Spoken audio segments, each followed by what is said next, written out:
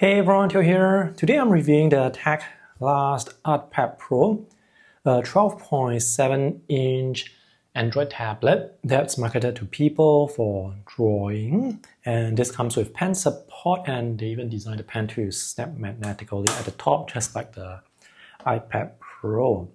Okay, first of all, disclaimer, this is a review unit provided by the company.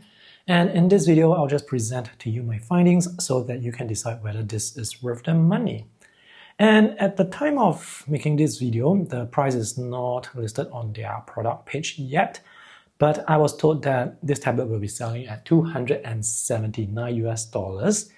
And you can actually bring the price down to $209 using the coupon code that you can find in the video description below. As usual, let me give you the bottom line up front. This tablet uses the Helio G99 processor, which is a very popular mid-range processor in budget tablets.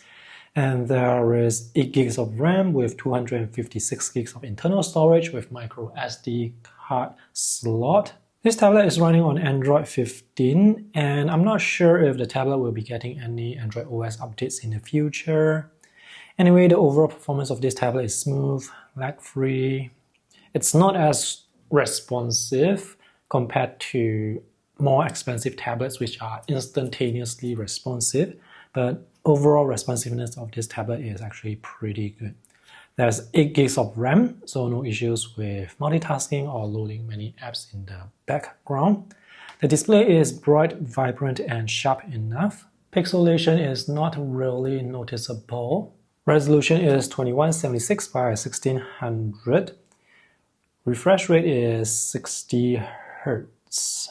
Audio quality from the 4-way speakers is decent, and for a budget tablet, it's actually considered good. There's a micro SD card slot for affordable storage expansion. There's face unlock, and battery life is about 8 to 10 hours or more with auto brightness.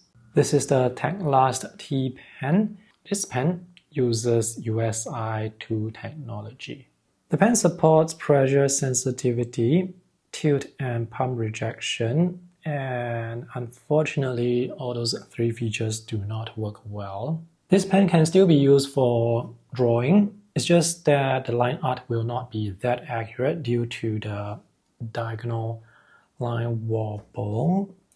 And also, I find that this pen has the tendency to draw uniform lines, which is to say that it is actually quite difficult to vary the line width. So, for example, with this sketch, most of the lines, they are of the same width. You don't see lines that are too thick or too thin. And for lines that are thinner, I actually have to adjust the brush size, unlike other tablets with sensitive pens where I can just use a thick brush to draw thin lines. The tablet can definitely be used for some casual sketching, drawing, no problem. It's just that you have to take note of the limitations, for example, with the wobbly lines, and you have to, find ways to work around. So for example, when I'm sketching, I try to sketch faster so that the lines can appear smoother. Sometimes the wobbly lines are not that obvious, but sometimes they are. And these are some sketches of my kids, and I think they look alright, as in the line art looks alright. And if you want to write with the pen, yes, you can write with the pen. Writing looks okay, I guess. As you can see, the pen can be used for writing, and I will talk more about that later. So those are the main pros and cons, and I actually have a lot more to cover. The bottom line is, this is actually a decent budget tablet, and considering the price point, this tablet actually offers a lot. As in, you get a good display, you get good audio quality, which is a huge bonus because most budget tablets will sacrifice audio quality. And overall performance is good. It is certainly nice to have pen support, but the pen performance is not the main selling point here. As a general purpose tablet, and if you can get this tablet at the discounted price with the coupon code, I would say that it does provide good value for money. Alright, so those are the pros and cons, and I have a lot more to cover, so let's move on to the full review. Let's take a look at the items included with the purchase. This is the packaging box, and this is actually the wallpaper that I did not use because it's quite difficult to see the icons against the busy background. And this box is much bigger than I expected. These are the items in the box besides the tablet. This is a 30-watt charger with USB-C port. The plug may vary depending on country or region. This is a USB-C to USB-C charging cable, user manual, a SIM ejector for the microSD card slot. According to the product page, the Teclast T Pen is sold separately. So this is the Teclast T Pen, which uses USI2 technology. Build quality is quite good. I like the matte textured surface. The pen is almost cylindrical except there is this flat side here. The pen can attach to the side of the tablet, just like the Apple Pencil 2 or Apple Pencil Pro on selected iPad models, and the magnet is actually quite strong.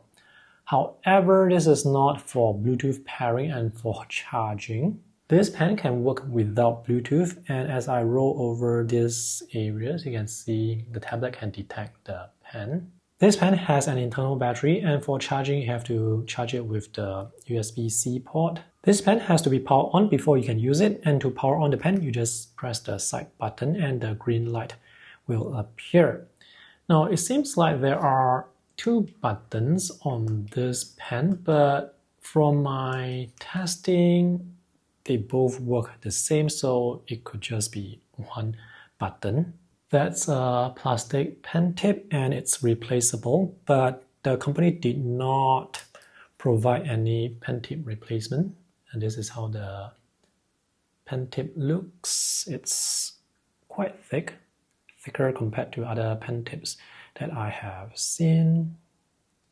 USI2 pen technology supports 4000 levels of pressure sensitivity, tilt sensitivity, and palm rejection, and I'll show you the performance later. Let's look at the design. So this tablet looks like an iPad, which is how most tablets look like nowadays. The bezels look thin enough and they are uniform on the four sides. The corners are rounded off, including the corners for the LCD. Now this display comes with a screen protector already applied, and this screen protector, from what I can see, attracts fingerprints very easily, and it's very difficult to wipe off the fingerprints. There's an 8 megapixel landscape camera that supports face unlock and auto brightness, and both work well. Thickness of the tablet is 7.2 millimeter, which is slightly thicker than the pen, and the weight of the tablet is 674 grams, which for a 12.7-inch tablet is alright. This is how the back looks. This is matte textured metal, and the overall build quality of this tablet is very solid. It looks like there are two cameras, but there is actually only one 30 megapixel camera, and there is a flasher. There are no pogo pin connectors for keyboard accessories.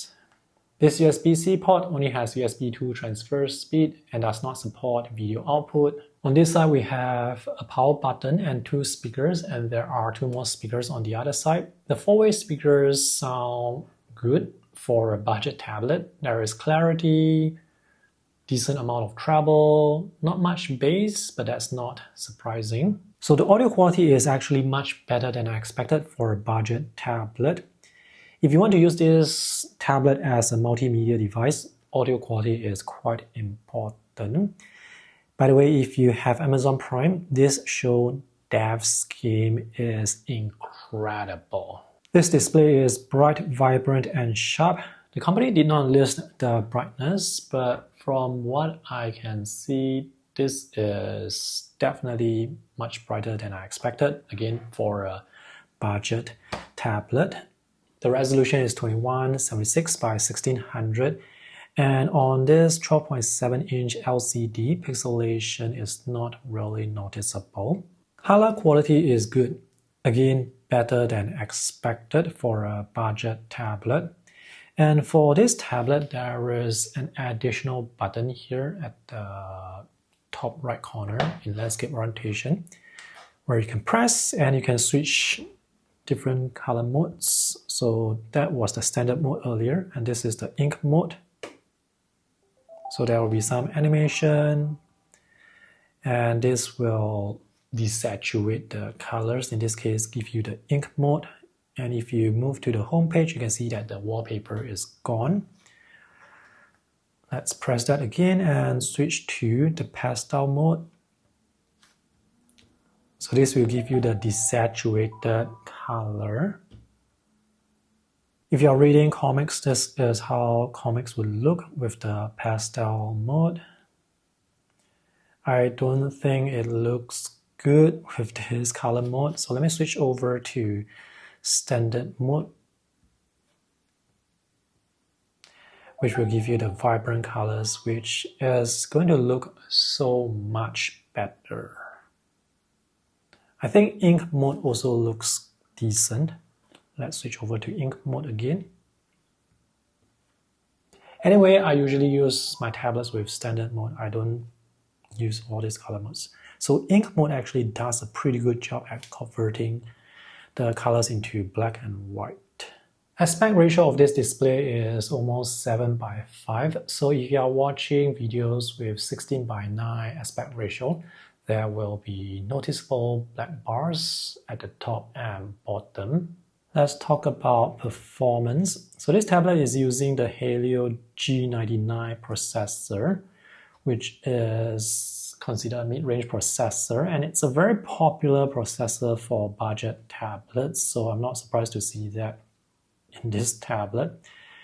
And that processor does provide good, smooth performance for a general purpose tablet and can be used for gaming as well. But don't expect to play games at the highest resolution because the processor is not a gaming processor. So for this game, Genshin Impact, it is actually running at the lowest graphics quality. So this is 1/5. And yeah, sure, you can use this tablet for some light gaming, but I mean, I can see pixelation and the visual quality isn't as good, although the color quality is good. This tablet has 8 gigs of RAM, and right now I'm using about 45%, and there is 12 gigs of virtual RAM. Now I find that sometimes when I have many apps in the background, when I reopen an old app, the old app will still have to relaunch. So it seems like you can have a lot of apps in memory, but sometimes if you open an app from a long time ago, the app will still relaunch. I don't have any issues with the performance of this tablet. This tablet does not feel slow. Let's talk about the OS and software. So Teclast has created this custom ArtOS that runs on top of Android 15. ArtOS does not have many features, so this is actually just a theme or a skin on top of stock Android 15. Anyway, there is Google Play Store, so if you need more features, you can always find an app from Google Play Store to provide you with that feature. There are a few things I don't like about ArtOS. I don't like how they redrew the design for the Google apps. For example, YouTube Music is supposed to be a red icon or logo, but here it's green, and sometimes when I'm looking for a red logo, I would miss this. It's just a minor issue because after a while you will get used to how the new icons look. Anyway, again, you can install your own launcher to customize the look and feel of the tablet. Another thing I don't quite like is when you swipe down, yes, you get the notification panel, but when you swipe up, there is no app drawer.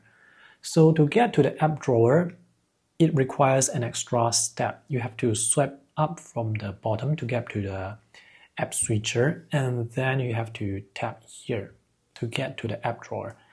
And if you want to place an app onto the home screen from the app drawer, you can't just tap and drag onto the home screen because all the apps are already on the home screen. So if you want to move an app around, let's say I want to move the Amazon shopping app onto the home screen, I need to go and find where the Amazon app is inside whichever folder and then drag it out from there.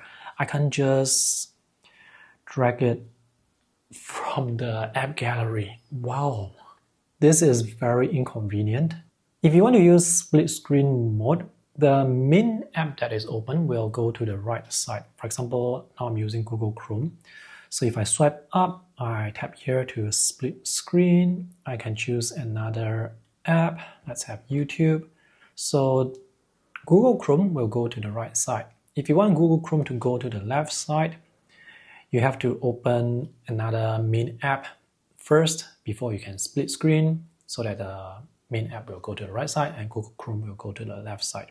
Let's see what happens if you open a phone app or a vertical app when the tablet is in landscape orientation. This is AliExpress.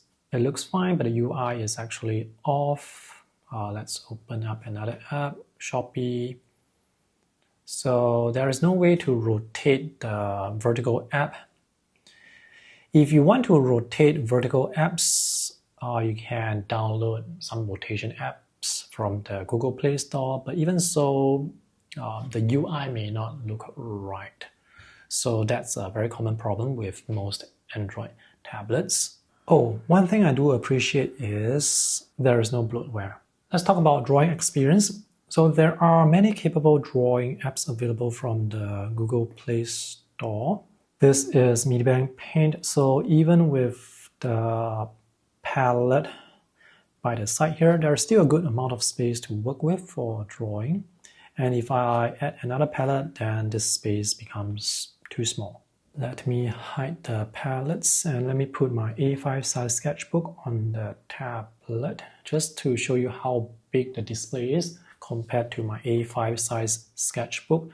So this tablet provides a lot of space for drawing. Alright, time to draw something, and I have to put the tablet on a tablet stand.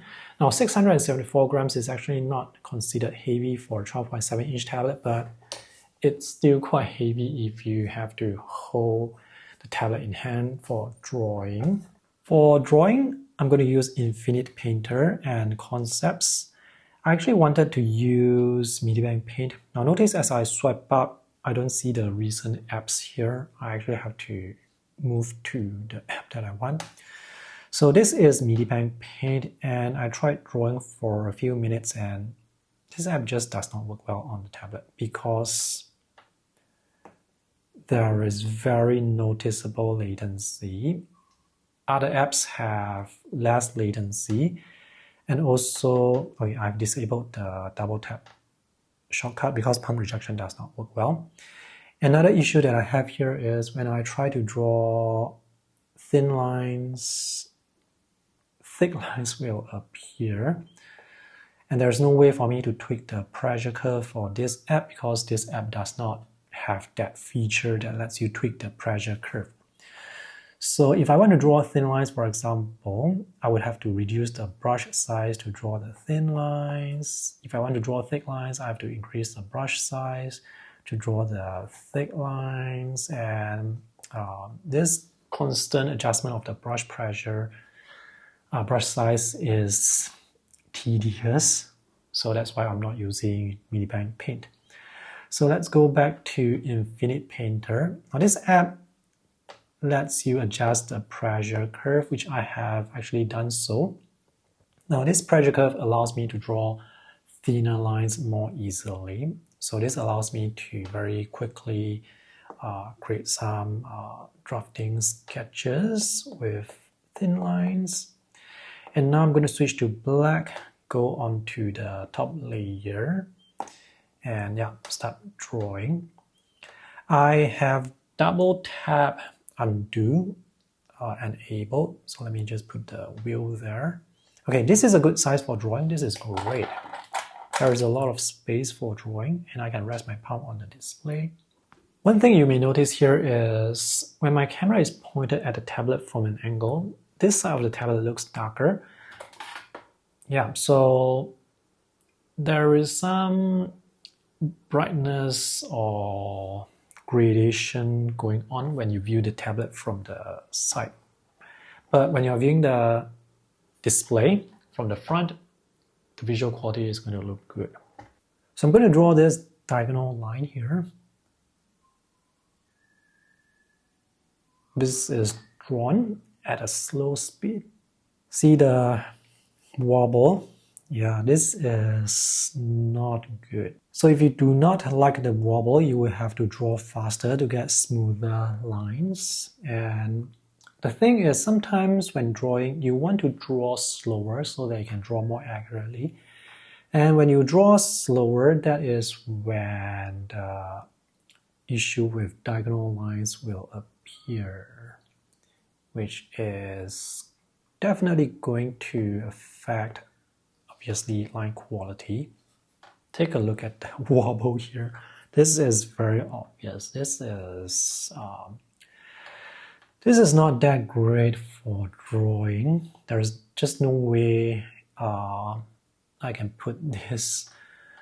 Yeah, this tablet is marketed for drawing purposes, but the company chose to use a USI or an USI pen. So the pen performance is going to be affected. So as I draw the hair, I'm going to try and taper the hair, and let's see what happens when I taper the hair. I am not able to get that smooth tapered stroke with the sharp end because this pen has difficulty detecting pressure changes with minimal pressure. So when you want that sharp end, it means you are drawing with minimal pressure, and this pen just cannot detect minimal pressure changes. So when you swipe like this, you're not going to get that tapered stroke at the end. And obviously this is going to affect the accuracy of line art. Latency performance with this app, Infinite Painter, is actually alright. I don't have issues with latency performance here for Infinite Painter. Okay, next I'm going to show you palm rejection. Okay, I have double tap. Okay, notice that disappearing stroke or line there. That's due to unintentional palm rejection. So I'm just going to put my palm on the display while drawing. And let's see whether, oops, that's my mistake. Let's see whether lines will disappear. Oops, see that line that disappeared? That's due to palm rejection not working well. So when you're drawing and you have a perfect line and the line disappears, it's quite irritating. You either have to redraw the line. Okay, I think another line just disappeared. You either have to redraw the line or you have to, okay, that line disappeared again. So you either have to redraw or redo that line. And it just breaks the workflow.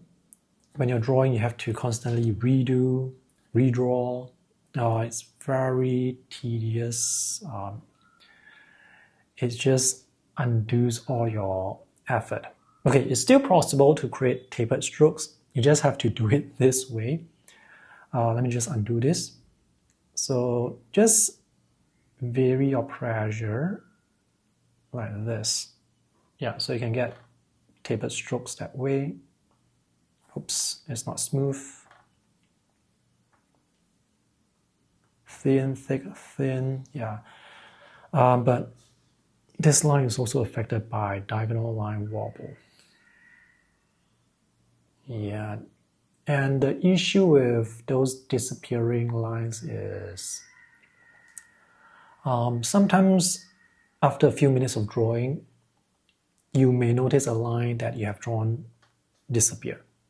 Yeah, that's where you will not be able to redo that line because it happened much earlier. Here I'm trying to join these two lines together. You know what? Maybe I don't need to join those two lines together. I'm just going to show you how I draw another line to continue here. Yeah, it's very difficult to apply the same width for that line to make sure that line is a smooth, continuous line. It's difficult. It is not easy to draw with this tablet. Yeah, I don't know what else to say or how I can put it politely. I mean, the drawing experience is not ideal. Okay, for like very casual sketches, I mean, this is about as casual as it can be. I guess it's okay if your expectations are not that high.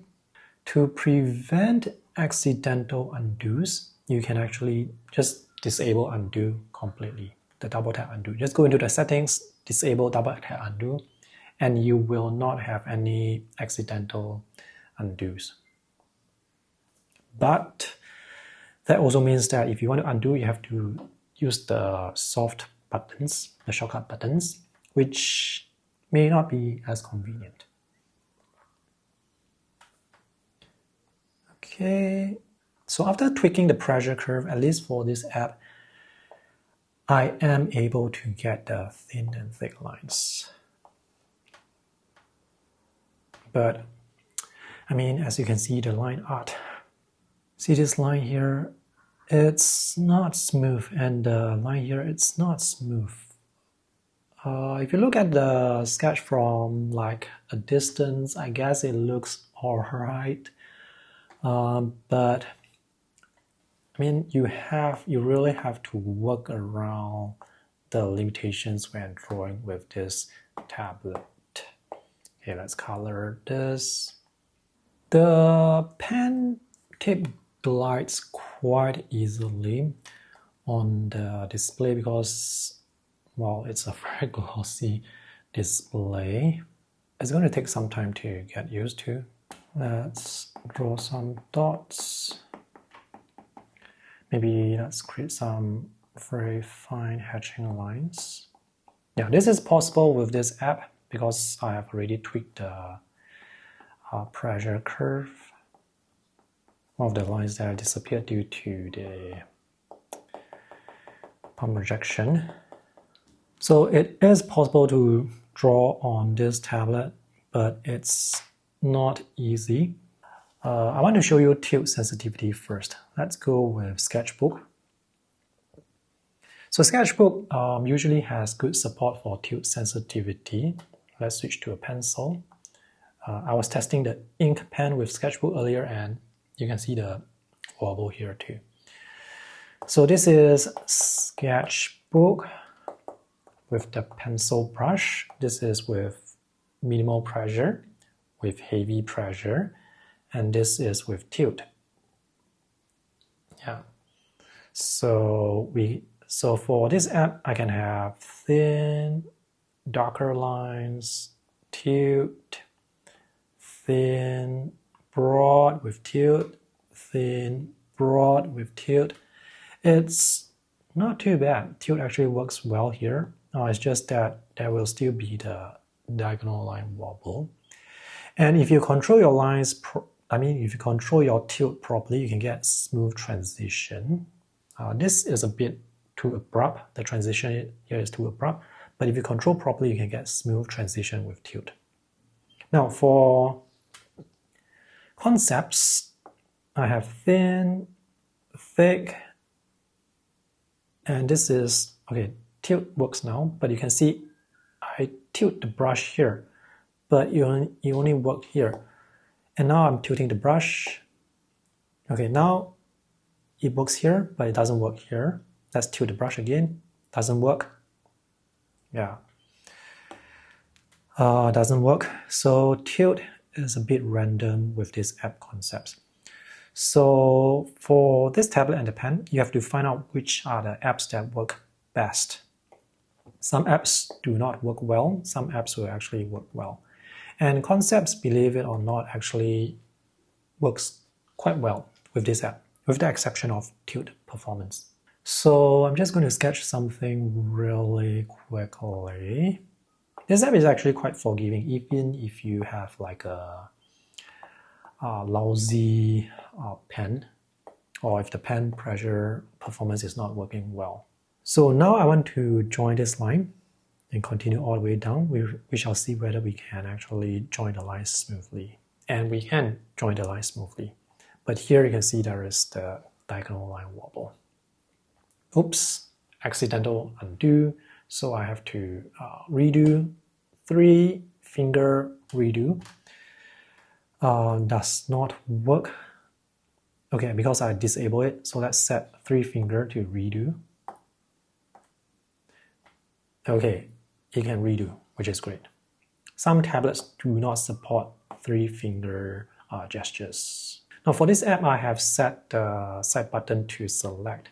So for eraser, I have to use the soft key. With this app, you can also adjust the stabilization, but I did not adjust the stabilization or smoothing, which is why you will still be able to see some of the, what's that? The diagonal line wobble. Oops, what happened there? I'm not sure why sometimes when drawing, it will go back to the home screen, even though there is actually no home screen shortcut. Sometimes when drawing, the back button would activate. So I just remembered something. I think this tablet has a setting where you can disable the back button or reduce the sensitivity of the back, because sometimes when drawing, your hand may actually swipe from here and then it goes back, and that is what happened earlier. I'm pretty sure this video is quite difficult to watch for people who are very used to positive or good pen performance. For casual sketching, I mean, it looks okay, but there was an unintentional undo there. This eyebrow doesn't undo, so I have to redraw again. So this is the quick sketch here using Concepts, and I think the line art here, the white undo again. The line art here actually looks better compared to Infinite Painter, mostly because this app Concepts is more forgiving. So there is some software correction to sort of help you adjust the line art to make the line art look slightly better. And now let's talk about the handwriting. Performance. So this app that I'm using is Note-in, and let's see what happens if I use the side button. Nothing happens because this app does not support the side button. So to erase, I have to switch to the eraser tool at the top and switch back to the pen to write. So the price of this tablet is USD 279. The discounted price, oops, that's on me. The discounted price is USD 209. Let's write some alphabets. I'm going to place my palm on the display while writing. So let's just write A, B, C, D, E, F, G, H, I, J, K, L, M, N, O, P. Notice the vertical stroke did not appear. Q, R, S, T, U, V, W, X, Y, Z. Notice the vertical stroke did not appear. And it seems like there were 3 strokes, 1, 2, 3, because I have to undo a few times. Let's write some numbers.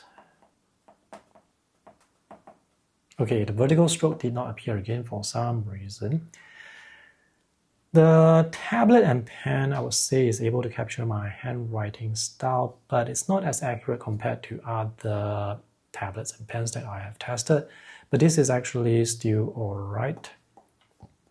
I mean, alright as in you can still use this for writing. Latency does affect the writing performance, but it's not too bad. So this tablet can be used to just write simple notes. Maybe you can use this to mark up documents or sign some documents. Oops, I accidentally pressed the side button, which by the way does not work. It's actually quite inconvenient to switch to the eraser and switch back to the pen to write because the side button eraser does not work. I accidentally pressed and this line disappeared. The pen tip is quite smooth on the smooth glossy surface, so this is actually good for writing, but not as good for drawing. Oops, another vertical stroke. Yeah, see, when I try to draw the vertical stroke a few times, it doesn't happen for some reason.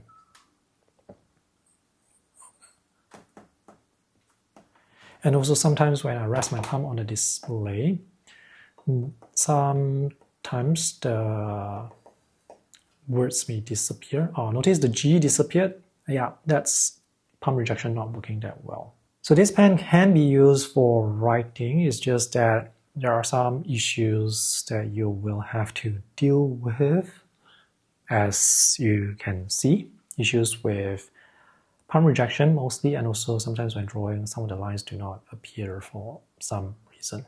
Because the pen performance is not that good, the video segment later of me drawing is going to be quite difficult to watch. Yeah, but you may still want to watch it just to see why it's difficult to watch. Alright, I have pretty much covered everything I wanted to say about this tablet. As a general purpose tablet, it's good, but for drawing purposes or for writing, there are limitations. So if you guys want to buy this tablet, you can check out the links that I have for you in the video description below. Thanks for watching. See you guys in the next video. Bye.